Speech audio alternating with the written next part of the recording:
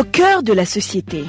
Au cœur de la société est une émission de tous les samedis, préparée en synergie par les radios Inzamba Agatekakawe, Radio RPA Ijuya Wanyagihugu, ainsi que la radio-télévision Renaissance. Saviez-vous que vous payez parfois les impôts et les taxes d'une manière tout à fait indirecte, qu'ils soient directs ou indirects? À quoi sert ce prélèvement obligatoire périodique au Burundi? Voilà le sujet du mini-magazine au cœur de la société de ce 7 décembre 2019. Mon nom complet, c'est Émile Niwasumba. Bienvenue. Certains Burundais sont conscients qu'ils paient des impôts et des taxes d'une manière régulière. Dans un entretien avec Thierry Wigirindavi de la télévision Renaissance, il y en a d'autres qui affirment qu'il ne leur est jamais arrivé de payer ni les impôts ni les taxes. Moi,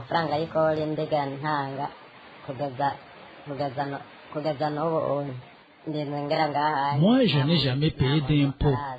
Personne n'est venu me demander de payer l'impôt. Même chez les voisins, je n'ai jamais entendu une chose pareille.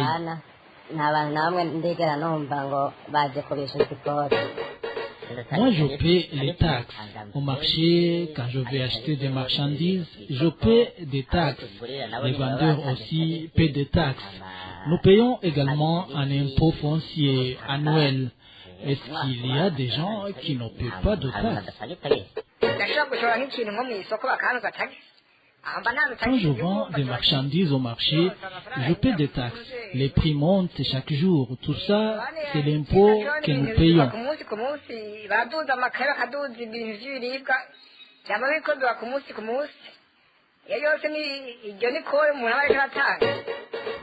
Prenons l'exemple de cette route Bujumbura-Rutongo.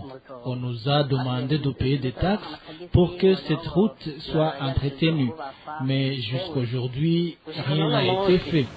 Selon son commissaire général, Audace Niyonzima, l'Office burundais des recettes a déjà collecté 903 milliards de francs burundais depuis le début de l'année jusqu'en novembre dernier. C'est 86% du budget de l'État pour l'année 2019, a déclaré Audace Niyonzima. C'était ce mercredi, alors que le pays célébrait la journée dédiée aux contribuables. Cette journée nationale du contribuable célébrée à Gitega était également marquée par la présence du président Pierre Nkurunziza.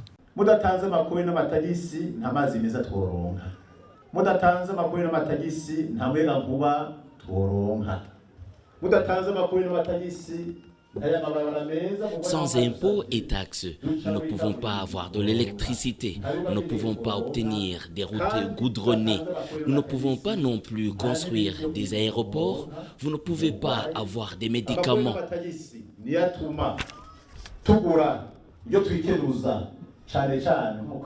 Si vous ne payez pas de taxes, nous ne pouvons pas avoir les véhicules, les vélos, les motocyclettes et les armes pour les forces de l'ordre.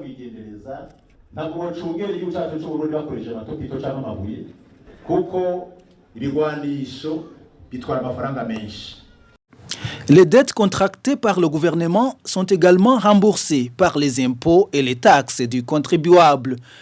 Quand vous achetez un article au marché ou dans la boutique, vous vous acquittez indirectement de la taxe sur la valeur ajoutée, variant entre 10 et 18% selon la loi du 28 juillet 2013 sur la TVA.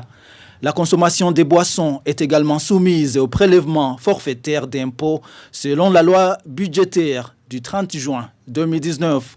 Selon la même loi, vous payez automatiquement une taxe de 100 000 francs burundais lorsque vous achetez un passeport ordinaire et vous payez 50 000 de taxes quand vous achetez un permis de conduire national.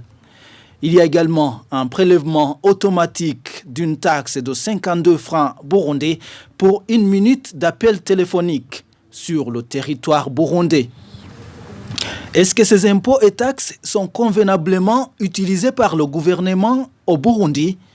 C'est la question que Parfait Mudasigana de la radio Inzamba a posée à l'expert indépendant en économie Faustin Ndikumana.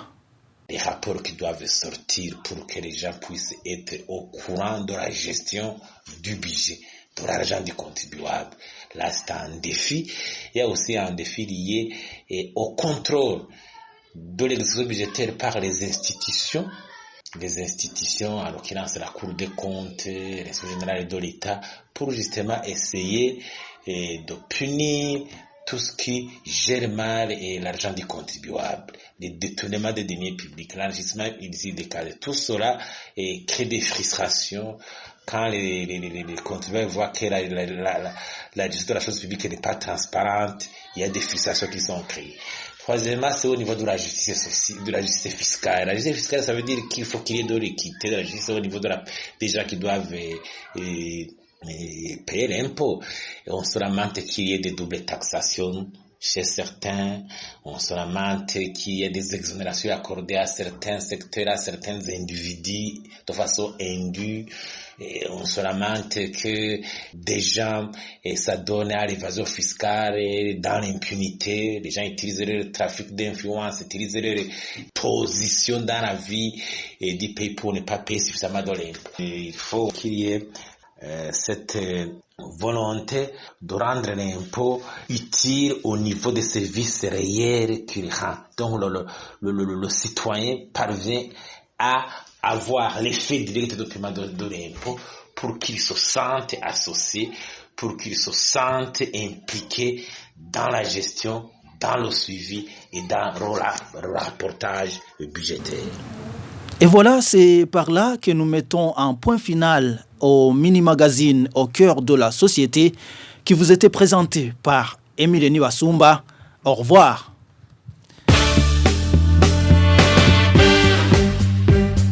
C'était l'émission Au cœur de la société.